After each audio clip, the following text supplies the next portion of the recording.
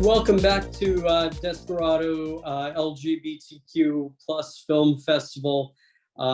We are joined today by one of our talents behind one of the films that we've shown over the past 15 years in preparation to celebrate the 15th anniversary of the festival. And I'm joined today, would you mind sharing your name and what movie you worked on? My name is Andreas Wessel-Therhorn, and my short film was called Heavenly Peace. Very good. I love short films. I think it's a really unique opportunity for filmmakers to tell compelling stories in such a short amount of time, anywhere as short from a minute to as long as 10 or 15 minutes. And I wanted to ask you, first of all, what served as the inspiration to tell your story? Well, the film is based on a comic that of an artist I read as a teenager already in Germany. He writes gay comics. I think I always loved his characters and how true they were. They're very cartoony, the design, but the stories are true. They felt real to me. And that comic strip was just about the right length to attempt to animate it by myself. And what I liked about it was that it, even in 2 pages, which was, I could expand on, but on the 2 pages, you had a complete story arc. There was a beginning, a middle, and an end, and there was some development in that short time, and that's what really drew me to it.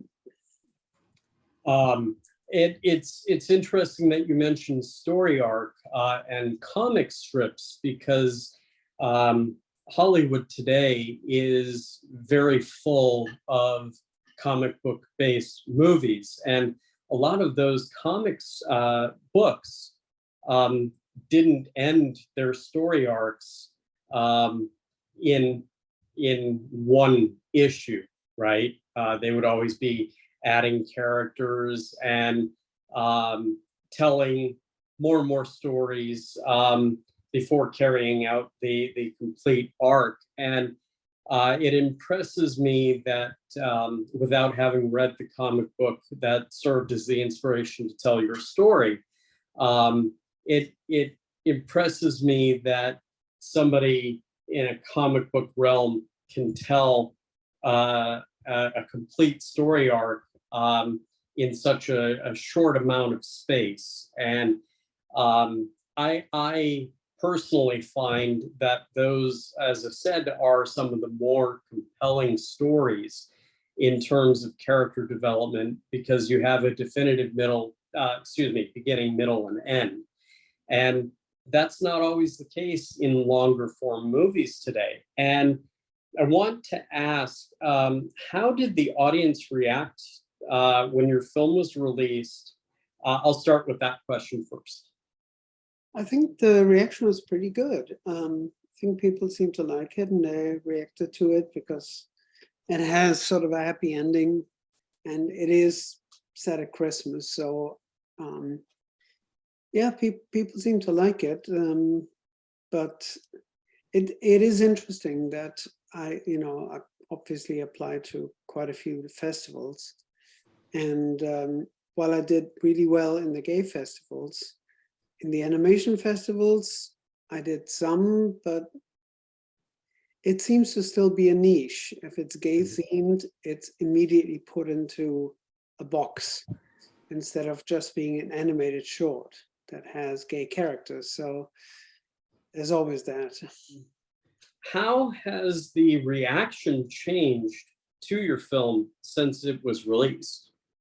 Or did it get a release? Well, it was only in festivals, really, and okay.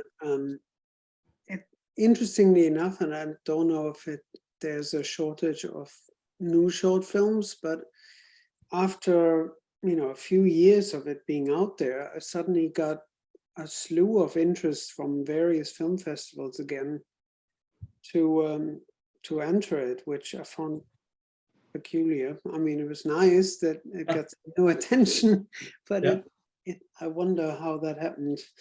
I think it's in part due to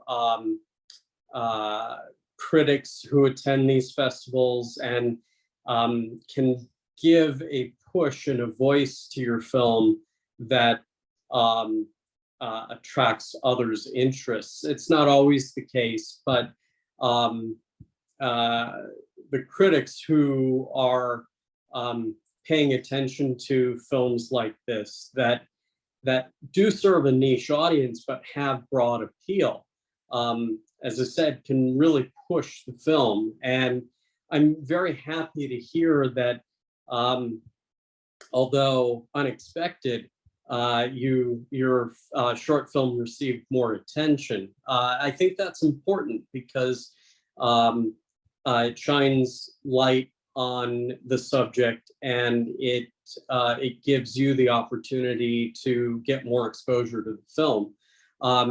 Did that result in other festivals screening your film? Yeah, I put it into 2 or 3 more recently.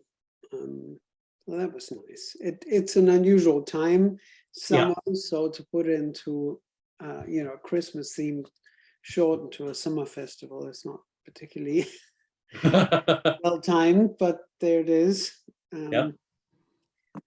But it led me to re-evaluate a short I did before that with similar characters, also based on that comic book artist story.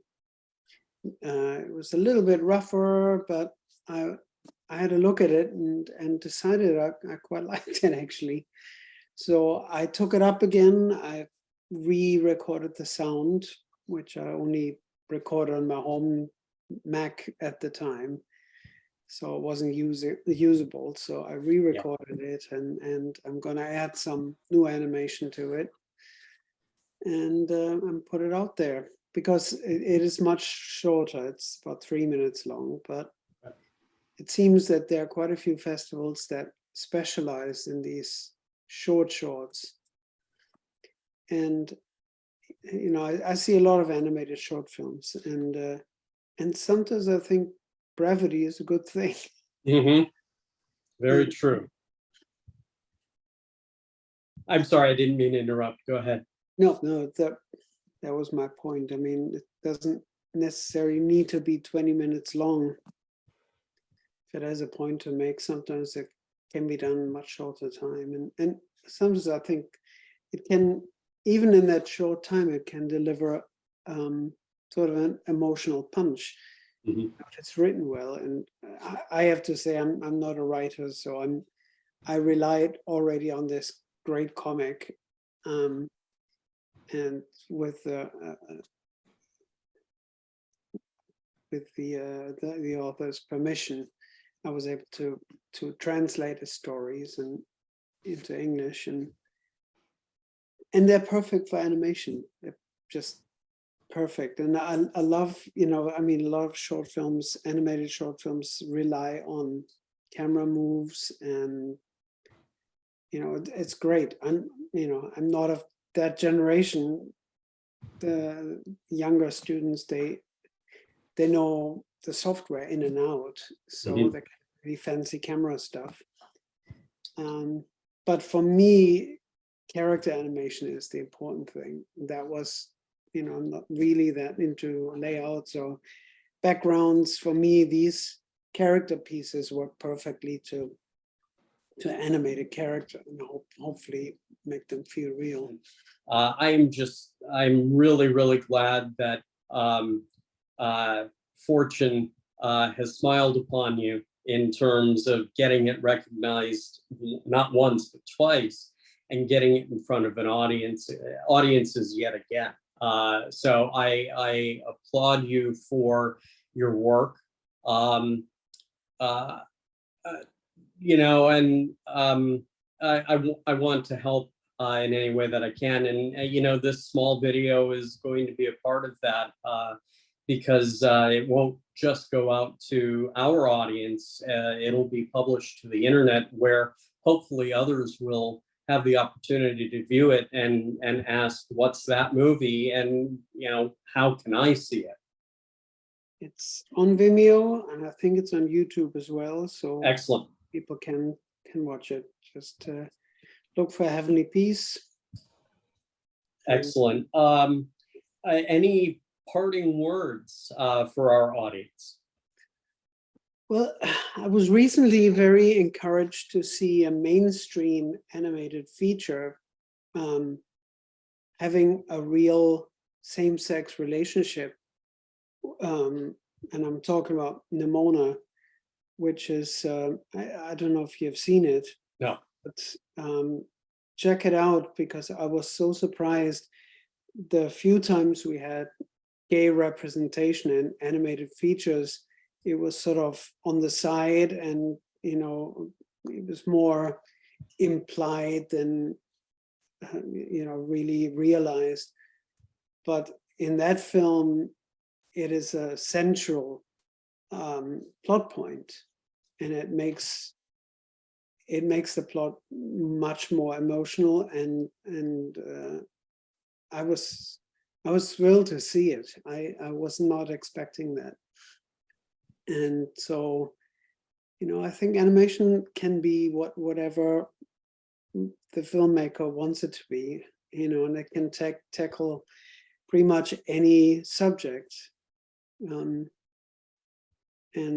so I will keep doing my stuff, and